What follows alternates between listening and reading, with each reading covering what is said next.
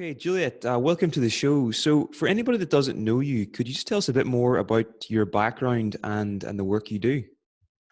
Yes, certainly. I guess my formal background is corporate planning and development. I have a master's in training and training design. But really, my work centres around leadership with a particular specialism in workplace mindfulness, purpose, and intention. Very cool. And so you've wrote a book at the minute called "Intention Matters."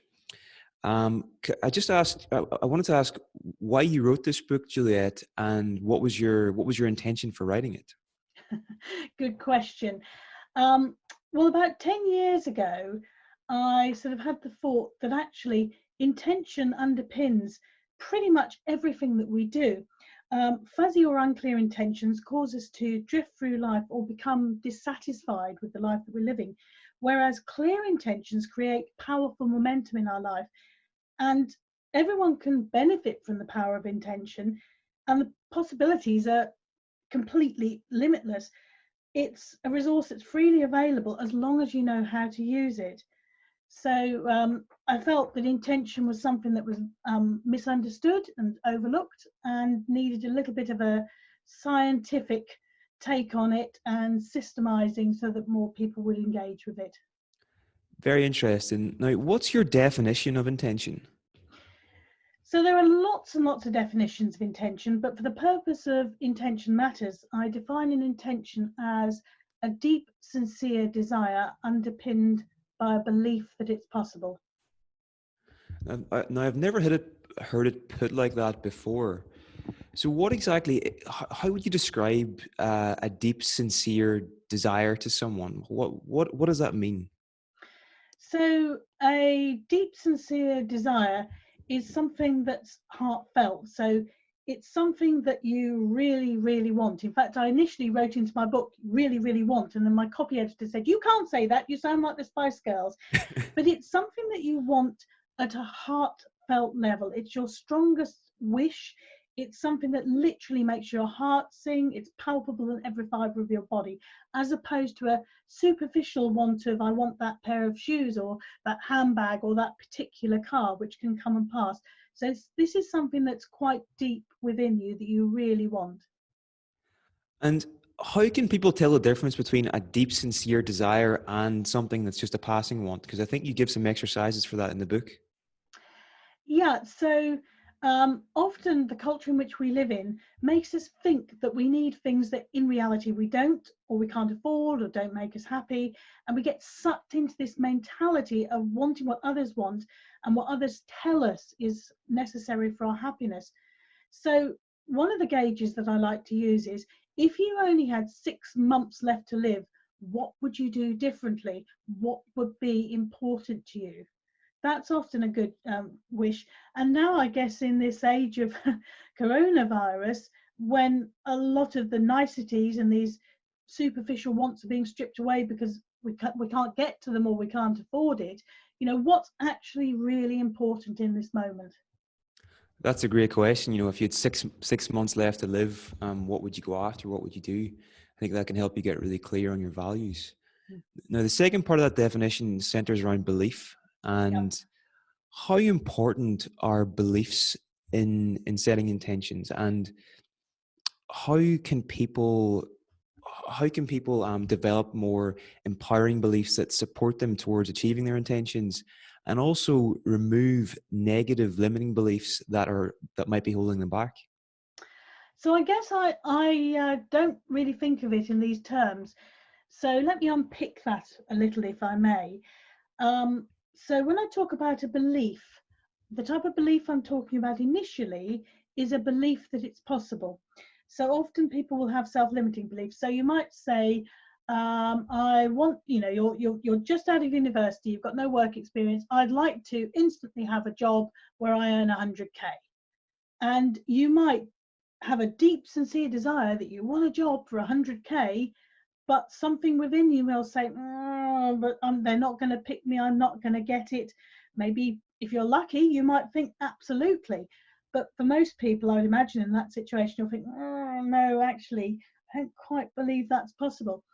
And so the type of belief that I'm talking about here is you have to have some form of a belief that it's possible. So if you started, for argument's sake, with this premise of wanting the 100K job, if you then scale it back and say, well, you know, do I want a 50K job?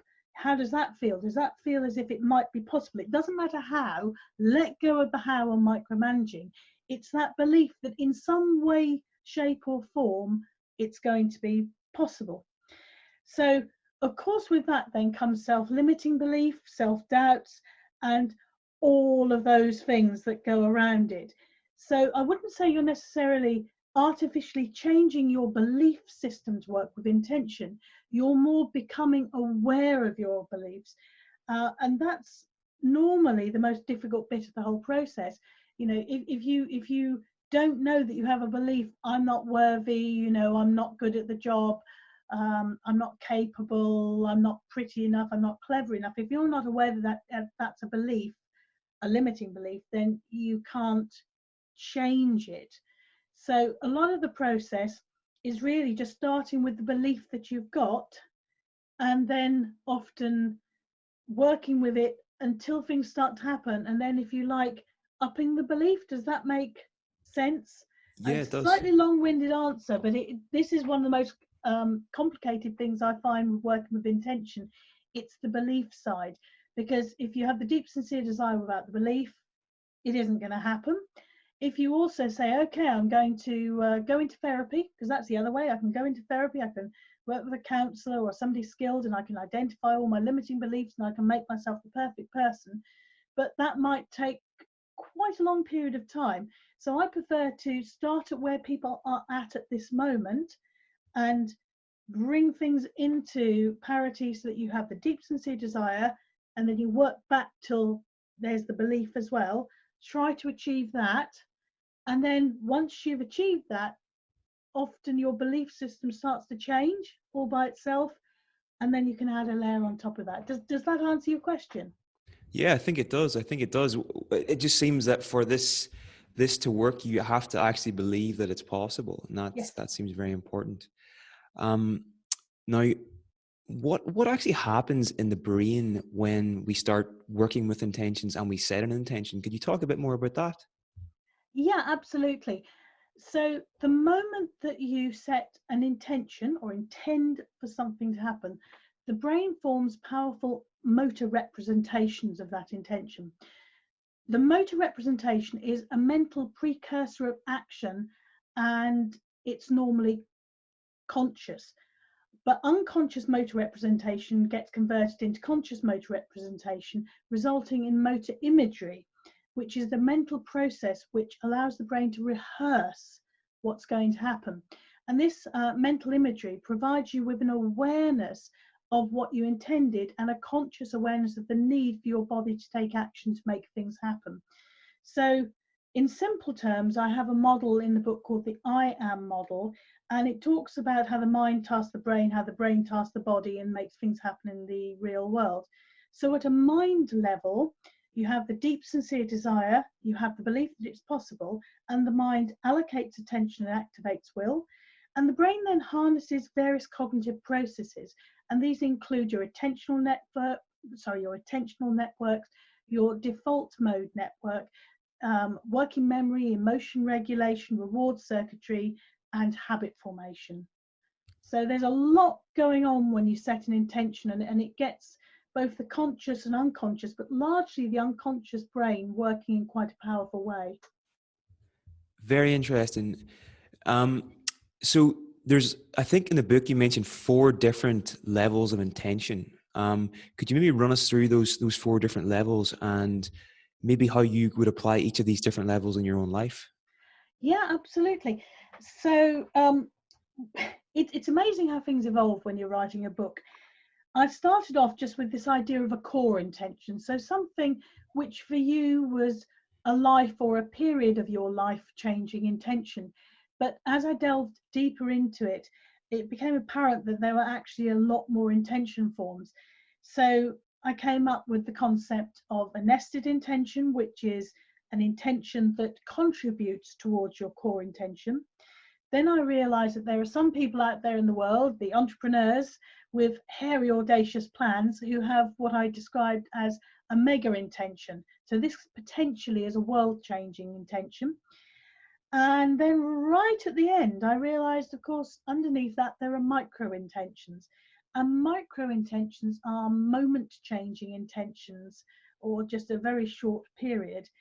So when working with intentions, you don't have to have a micro, a nested, a core, and a mega intention. You only need one of them. You might have several of them going at the same time. So for instance, a micro intention might be you go into a meeting, you've got a mindset, this is going to be really boring, it's a waste of time, I don't want to be here. So maybe you might set a micro intention, this time in this meeting, I'm going to get my point across, or this time in this meeting, I'm going to really listen, or this time in this meeting, I'm going to oil the wheels and stop arguments and keep things on track, whatever it might be. And I've seen this happening really powerfully with clients. It completely changes the interaction. So just by allowing your mind to task your brain, it's working in the background, looking for little opportunities to help that happen in the meeting. So that's the micro intention. The core intention might be, if you're slightly older like myself, that you might not want to work until retirement age, and you might want to pay off your mortgage early, give yourself choices. So you might set that, and all sorts of things could happen to make that happen. Whereas if you start micromanaging it, I've got to get this job and I've got to do this and I've got to save X and I've got to save Y, you're shutting down all sorts of possibilities.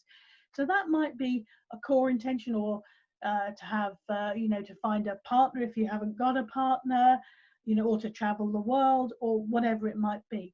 The mega intention might be, one of the case studies I've got in the book is a social entrepreneur from India who wants to make clean water available to everyone. So that might be an example of a mega intention. But to be honest, the more that I've been working with clients with intentions, often it's the micro intentions that are having some of the greatest impacts, because people sometimes really struggle to identify what their core intention is. Even with all the tools in the book and all the frameworks, getting people to what really matters to them, what they really want, as opposed to what they thought they want, can be, for some people, a very difficult process. Whereas you can get going immediately with micro intentions. So for an awful lot of people I'm working with, I'm coming to realize that the micro intention side is as important, if not more important actually, than the core, which was the whole purpose of the book when I started out.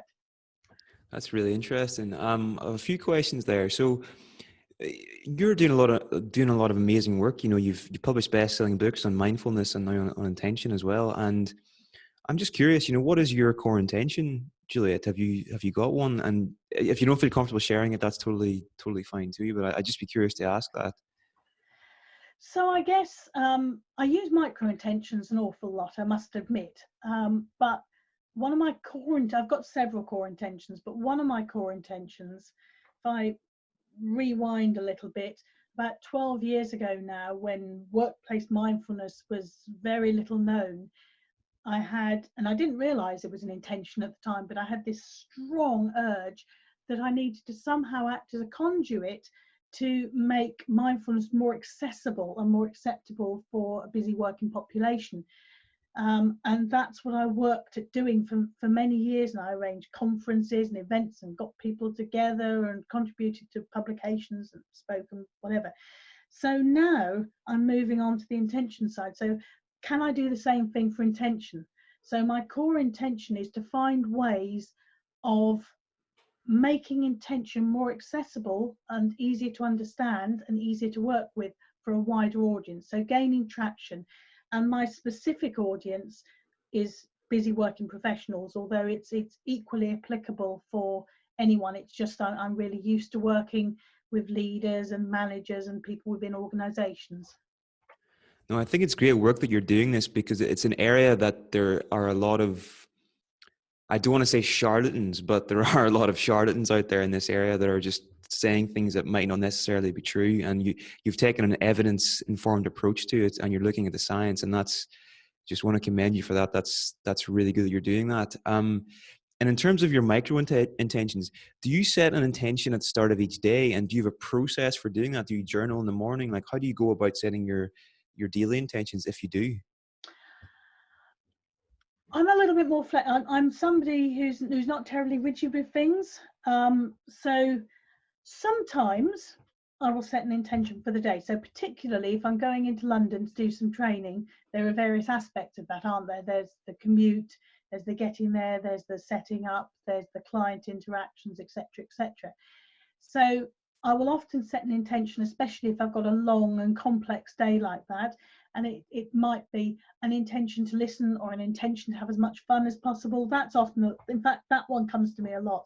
You know, let's have as much fun as possible. And it's amazing how something that would normally grind you down or make you fed up or irritated can suddenly become something that's actually quite amusing or quite fun or quite engaging, or you start to talk to people that you wouldn't otherwise talk to.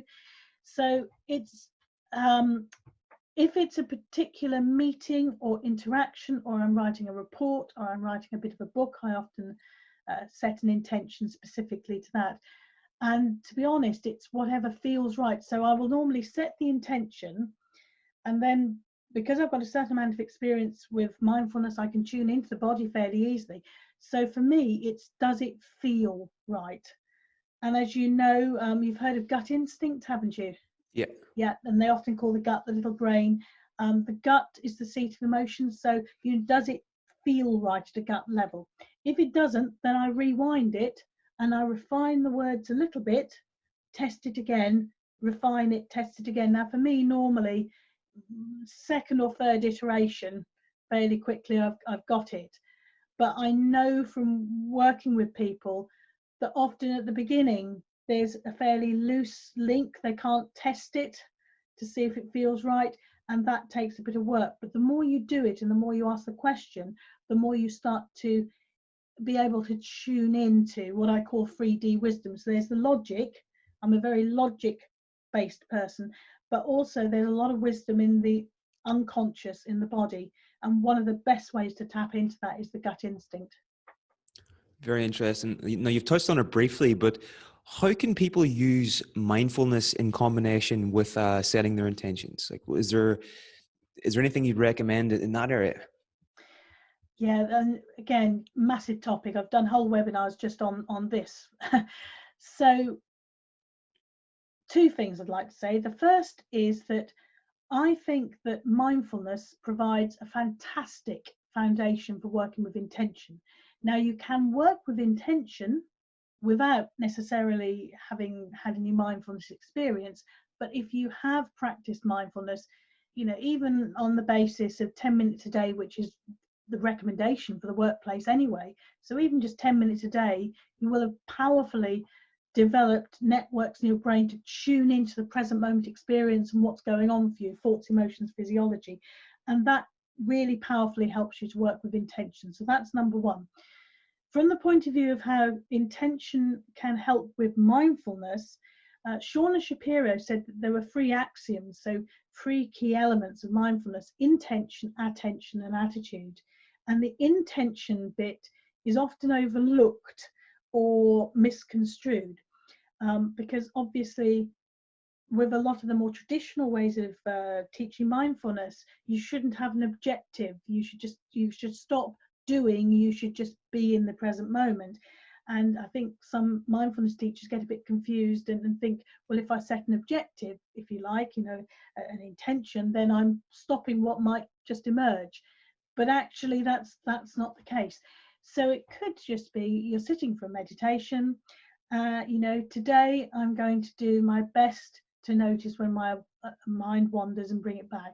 Today, I'm not going to beat myself up or get frustrated when my mind wanders, or when the dog next door starts barking loudly, or somebody sets up a road drill when I'm trying to train. It happened to me once. There's me trying to train and they were road drilling for 3 hours. So it could just be something very, very simple. It could also be something much deeper. So the two do work beautifully hand in hand. And certainly intention can deepen your mindfulness practice. If you have clear intention, You don't want to be too specific. It needs to be something big enough to allow things to emerge. But if you have the clear intention of why you're practicing mindfulness, either that day or altogether, it's going to really help your mindfulness practice. And the mindfulness also helps more broadly in everyday life with intentions, because you can, at the heart of mindfulness training is attention training. It's about developing self-awareness and about managing yourself better, and all of those things really help you work with intention. Very interesting. Now, Juliet, how did you get so interested in this subject? What sort of ignited your curiosity at the start? I guess I started to think about all sorts of different disciplines, and discovered that intention was at the heart of all of them. So whether you believe in magic or not, if you strip away the myth and the ritual, it's focused intention. Prayer, focused intention. Reiki and energy healing, strip away again the procedure, it's focused intention. If you think about deaths and births and marriages, we have different celebrations, and really it's about focusing intention. So intention underpins pretty much everything, but yet the only books I could find on it worked very much on the basis of ask the universe and the universe will deliver, without giving any explanation. And I knew that the type of people I worked with were pretty skeptical, and they weren't going to engage with that type of messaging. Of course, it may be, and there's all sorts of theory on mind and brain, and it could be that the mind taps into the consciousness, then the universal consciousness. There's all sorts of things yet to be researched. But what I wanted to do was write an evidence-informed book that stopped short of going that far and just provided an evidential basis for why and how this works. And I felt that it was much needed, because there were so many people who could engage with intention and really transform their lives and the lives of others, but they weren't, because the messaging for them was wrong. Does that answer your question? Yeah, that makes a lot of sense. In the process of writing this book and researching it, did you come across anything that really surprised you along the way that you weren't expecting, like anything counterintuitive? I won't say I came across anything counterintuitive, because I came to it rather than with a fixed mindset. I came with a very open mindset. What did surprise me was the evidence base that's building. So there's a lot more research into this than people think, and very, very broad research. No, I wouldn't say anything particularly surprised me. There were some quite interesting, this is slightly off field for exactly what the book's about sending distant intentions, and some of the Lynn McTaggart work, and how just thinking something at a distance could change something remotely. So they had a whole number of people focusing, for instance, on plant growth, and the plants that have been focused on apparently grew more strongly, and greater height, more health, faster growth than the plants that hadn't. So there is that, which I thought, that's interesting. But no, I wouldn't say that anything particularly surprised me, because there are so many possibilities, and we're only really just scratching the surface at the moment. Interesting. So in the book, Juliet, you talk about the idea framework. So I think it's identifying your intention, distilling it, embodying it, and then taking action. Could you maybe take us through each step of this framework, and maybe how people could start using this in their own life? Yeah, absolutely. So first step is identify. In fact, the first and second step are the most difficult of the whole lot. So the first step is to identify. So you could almost just brainstorm some things that you think you want, and then you go through the distilling process. And there's a whole load of methodologies, and I can't recommend one methodology that's right for all, because everyone's different.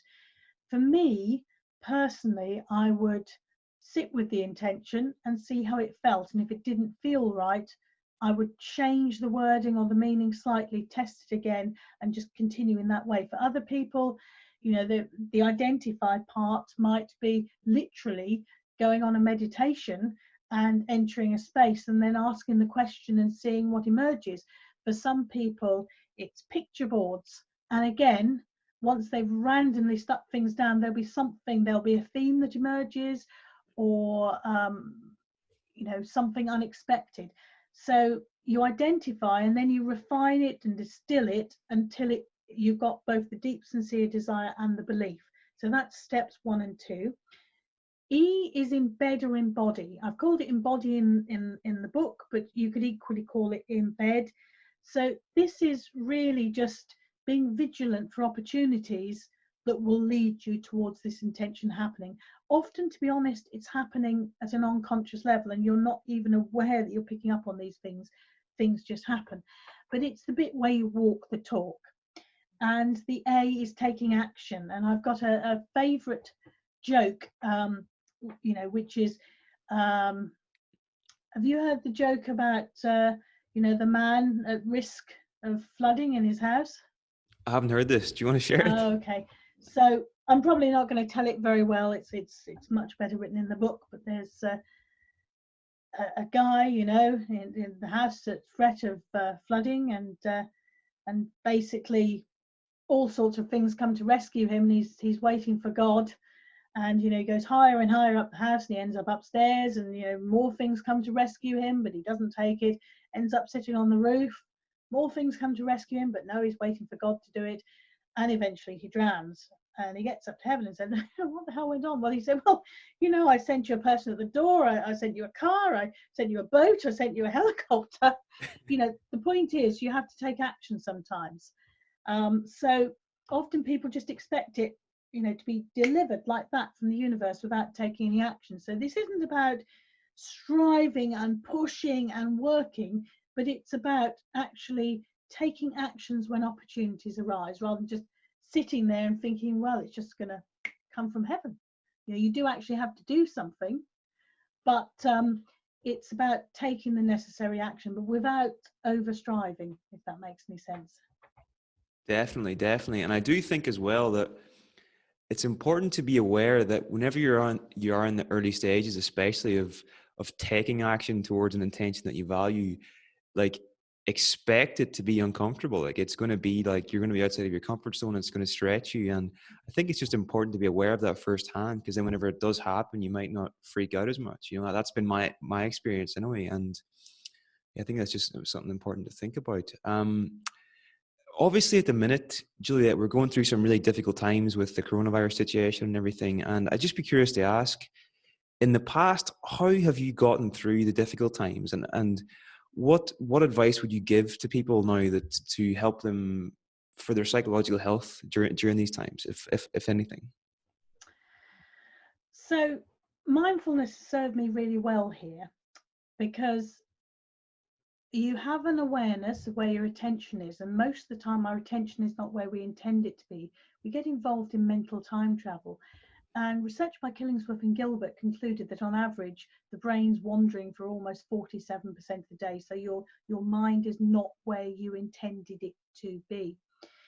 So one of the best advice I can give is to be in the present moment as much as you can. Now, I know that sometimes we have to predict, have we got enough money to buy the shopping, when are we going out, etc. You know, who's going to look after the kids who are doing their homework, etc. But as much as possible, instead of time traveling into concerns about, am I going to keep my job, you know, am I going to get coronavirus, have the next door neighbours got coronavirus, where can I go to exercise where there aren't going to be too many people?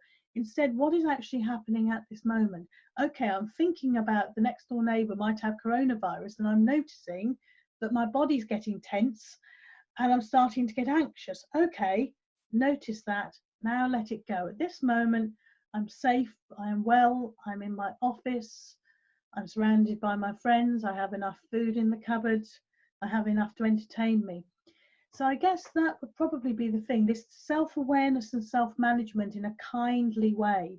So what am I thinking? What am I feeling? What's my emotional state? Where's my mind gone? and just trying to keep as much as you possibly can in the present moment, because the mental time travel, it's a safety mechanism of the brain. It's just the brain trying to keep us safe by planning for all eventualities, but we don't know what's going to happen. We don't know when the lockdown's going to end. We don't know what's happening with employment. But in the meantime, the sun is shining and we've actually got a bit more time and we don't have to commute. So let's take advantage of that and let's just worry about the future when we have some more information, because it's not going to change anything by us worrying about things. So as much as possible, just trying to be present, trying to be kind to yourself, trying to be kind to others. Yeah, definitely. It's amazing to think that 47% of the time, most of our minds are wandering. Like that's shocking. And also just about the coronavirus situation as well, like because everything has stopped or at least slowed down, this seems like an excellent opportunity for us all to work with intention and to really start working on our core intention and figuring out what we really do want in life, you know? Mm-hmm. So what would the first steps for someone be that maybe is a bit unsure about their purpose or their, you know, their intention? What first steps do you recommend for someone to start working in this way? I guess start where you're at. So if you did have some goals, and goals and intentions are different things, but if you did have some goals, start with those. If you can't think of, well, actually, never mind the goals, this is what I've always wanted. If it's unclear completely, maybe start with some goals. And the goals that you've been set, or goals that you had in life, or goals that you set some years ago which you've never reviewed, and just see what's right with them, what's wrong with them, which ones still feel important, and then work and refine and change and test until you start to get something that both feels right and you have some form of belief that it's possible. Don't worry about micro planning exactly how it's going to happen, but you do think, okay, this could happen. I have a belief it could happen. That's as much as you need. And this will feel really counterintuitive, because right from early days in school, we're taught to set SMART objectives: specific, measurable, achievable, realistic, and time bound. But the problem with these goals is they're often future focused, they're narrow, um, they're short term, they're fixed, they're logical, and often they're externally imposed. Whereas intentions, they're rooted in the present moment. So they're starting to happen, or they are happening slowly. Sometimes it's instant, sometimes it's many years in the present moment. They're broad, they're flexible, they're lived every day independent of reaching a goal or destination. They usually, if it's a core or a mega intention, they're usually longer term. They're creative and intuitive, and they're usually heartfelt and personal, arising from deep within. So it can feel really counterintuitive, and people that I've worked with keep, especially if they're rewarded at work with their performance appraisal, for meeting their goals, can struggle with this because they will naturally default back to goal setting. So we can create this wonderful intention that feels right, and then they start to micromanage it, and then they start to overstrive, and then they start to place a straitjacket on it. And you've got to just let it go, but then be vigilant for opportunities to embed it and take action. And that's the bit that people find the most difficult.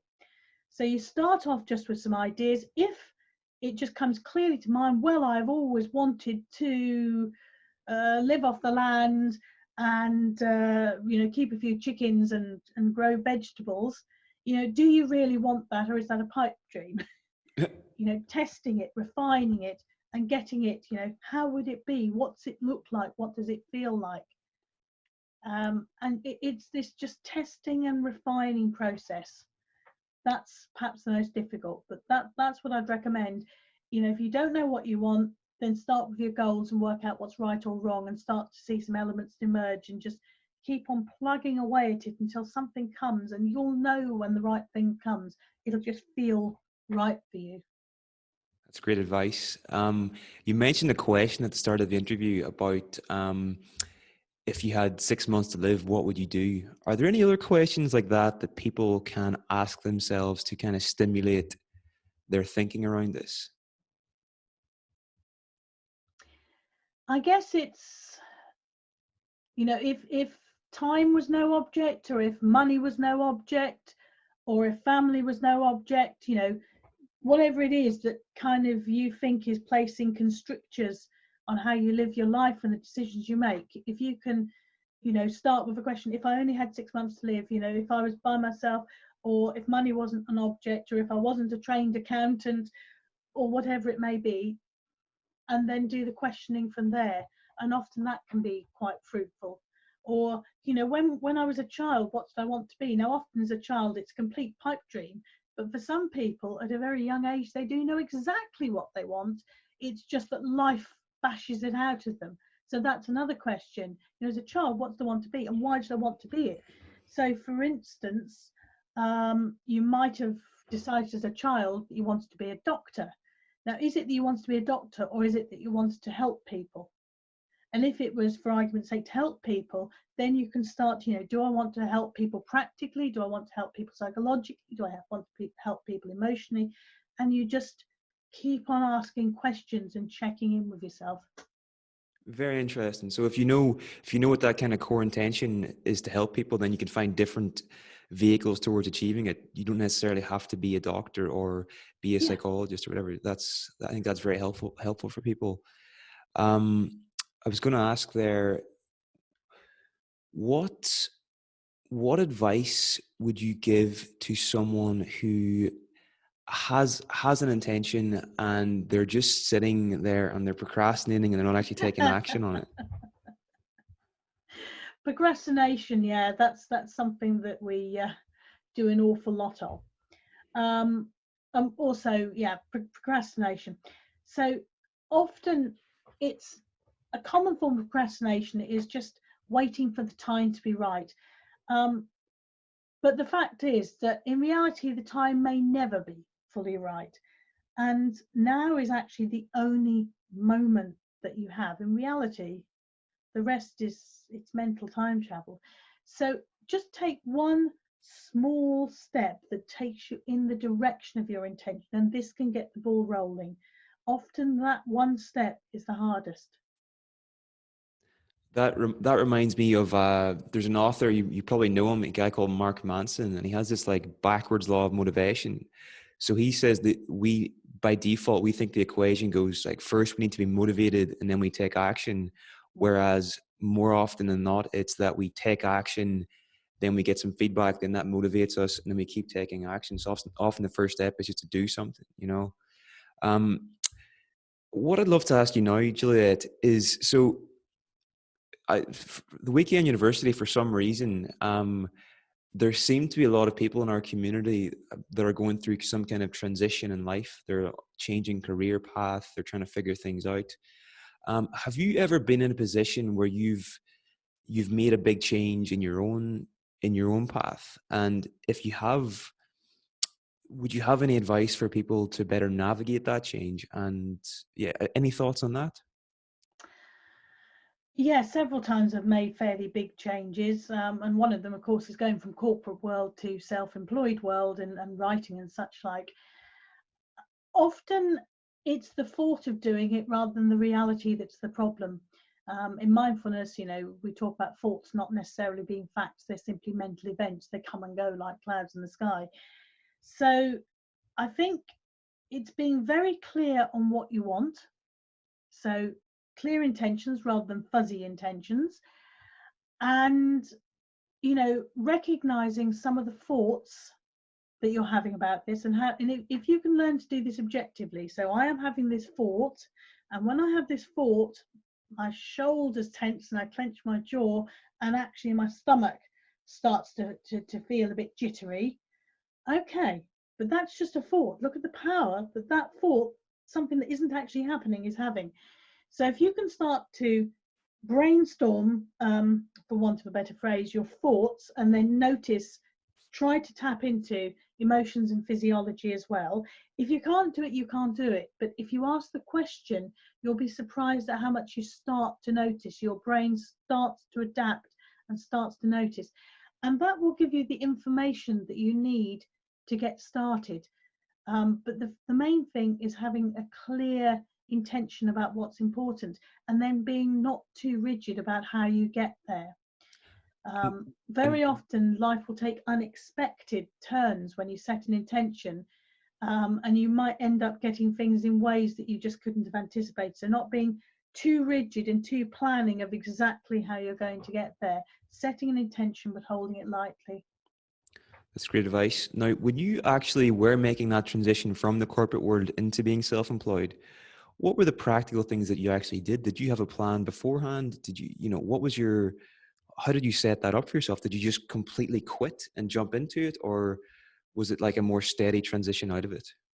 Oh no, I'm afraid I am somebody who's probably a fairly, I do a lot of thinking. I don't just throw caution to the wind. So no, I had researched, what I wanted to do, what the offering was, if there was a market for it, different forms of company, getting things set up, websites. And I had a transitionary period where all of that was happening. But I also didn't get too fixed, about exactly what it was going to be. So obviously I needed, in order to transition from corporate world to self-employed world, I had to have an offering. You have to have something to start with, but I wasn't too rigid that that's how it was going to be forever. I was very open that broadly this is the area and this was my first offering, but let's see what emerges and let's flex and adapt.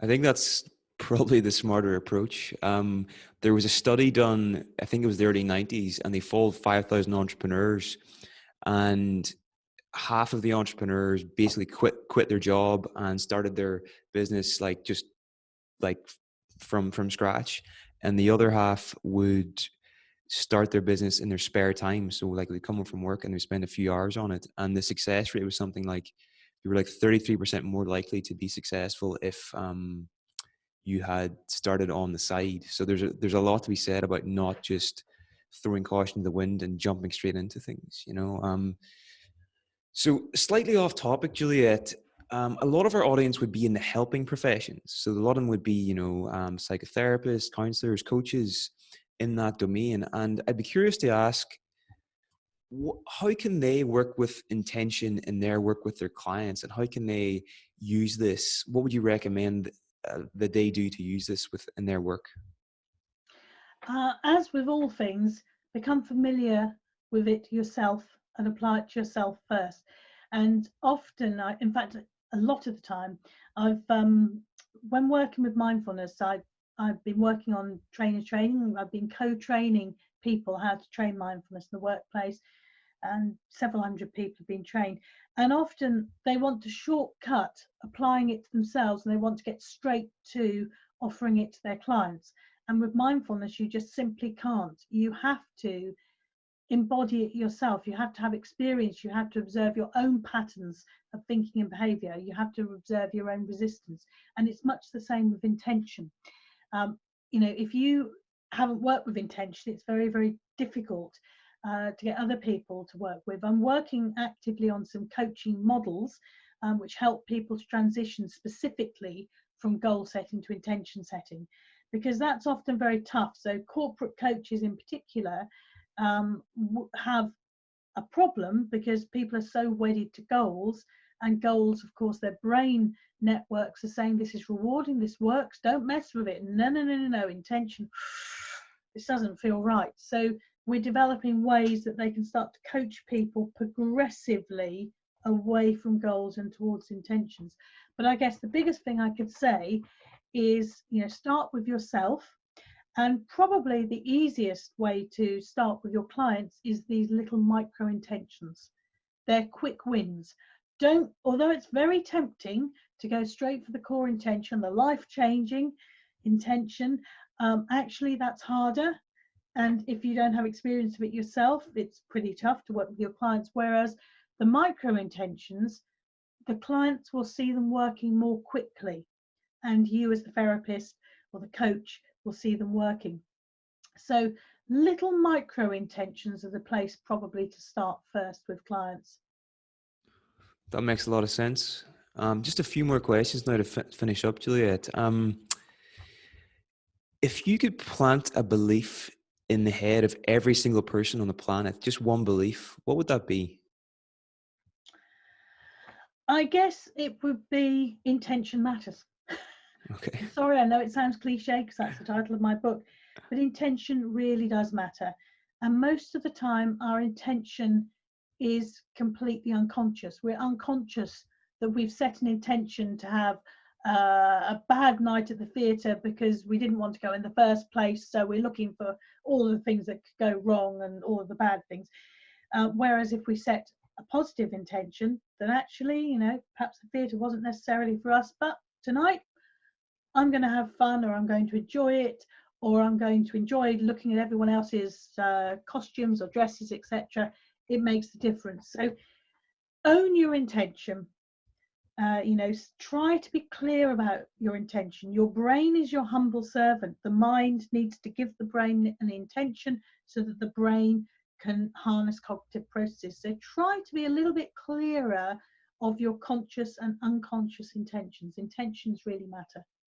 That's great advice. Now, aside from your own book, which I really do highly recommend, Intention Matters, you know, it's, if you're at a stage in your life where you're trying to figure out what to do and you're not really clear on your purpose or something like that, then this book is a powerful, powerful tool, and it will actually walk you through exercises you can do to get clear on that and start actually implementing it. So it's an amazing book. I really do recommend reading it. But aside from your own book, Juliet, are there any other books that have had a big impact on your own life or your own thinking that you've often recommended to others? That's a good question. I guess, are we talking just intention or more broadly? More broadly, just anything that you've found has really sort of shifted a perspective for you or you found really helpful. Yeah, there's a book, I think it's by Hamilton. It's The Thought That Matters, which is Okay. very good. And also Molecules of Emotions. Sharon Begley's The Plastic Brain is a great book. So a lot of sort of brain related. There's some brain coaching books. There's I'm just trying to, and I've even shared the stage with this lady, but can I think of her name? But she wrote a wonderful book on using the neuroscience in coaching. So a lot of neurosciencey books I gravitate towards. Rick Hanson's lovely books, Hardwiring Happiness, that's been quite influential. And on the mindfulness side, actually, obviously there's some great ones by Kabat-Zinn. But from a practical perspective, and I'm a really practical person, so, you know, I like books that get to the point quickly. And so Mindfulness, A Practical Guide to Finding Peace in the Frantic World by Mark Williams and Danny Penman, of course, is a fantastic book. Brilliant. Thanks for sharing that. So just to finish up, Juliet, what's your intention going forward for the next, let's say the next 3 years? Like, where do you see this work taking you in the next 3 years? Like, ideally, where would you like to be? I would like to be doing a lot more work, eventually training trainers and coaches to work with intention, but also acting in some way, in an inspirational way that encourages the wider population to engage and understand and work with intention. Brilliant. Brilliant. Well, where can people find you online, Juliet? And where's the best place for people to buy the book? Well, your favorite bookseller. So it's available, I mean, dare I say it, Amazon, but a lot of online bookstores sell it. I've got a widget which takes you to all sorts of booksellers. So I would just do it, just go to your favorite bookseller. So where can people find me online? aheadforwork.com, which is aheadforwork, aheadforwork.com. That's got a little bit about me and what I do. It's got a bit about books, but also there's the Intention Matters website as well. So it's intention-matters.com. And there's a number of resources. There's on the Intention Matters website, there are a number of case studies that, because the book is pocket size, I deliberately wanted it to be something that was portable, that people could carry around with them.